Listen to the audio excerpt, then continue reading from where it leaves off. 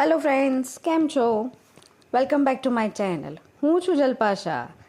આજે લઈને આવી છું પાછી જ નવા સરસ મજાના વિષય ઉપર સરસ મજાની ગુજરાતી કવિતા.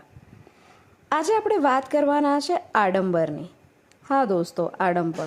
આજની આપણી આ દુનિયા બહુ જ દંભી છે. લોકો દોગલા છે, બતાવે કંઈ અને કરે કંઈ.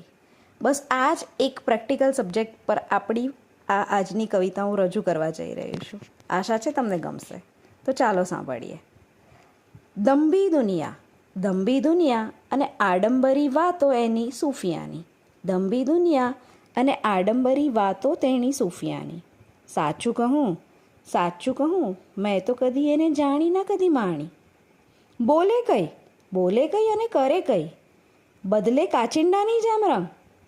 એક ક્ષણ લાગે જાણે દરિયા દિલીનો અકૂટ ભંડાર સંગ. ને બીજી ક્ષણ જુઓ તો ભાસે કાટાડો સૂકો રણ.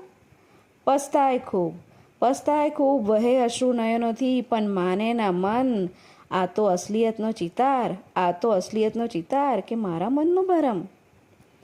ના રાખ સગા બાપનો એ વિશ્વાસ છે તને મારા સમ. પારકી આશા સદા નિરાશા, અને જાત વિના ભાત નહીં મિત્ર.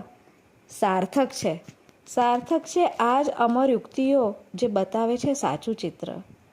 ના સુખમાં કોઈ સુખી કે ના કોઈ દુઃખમાં દુઃખી તારા. તો સિદ્ધને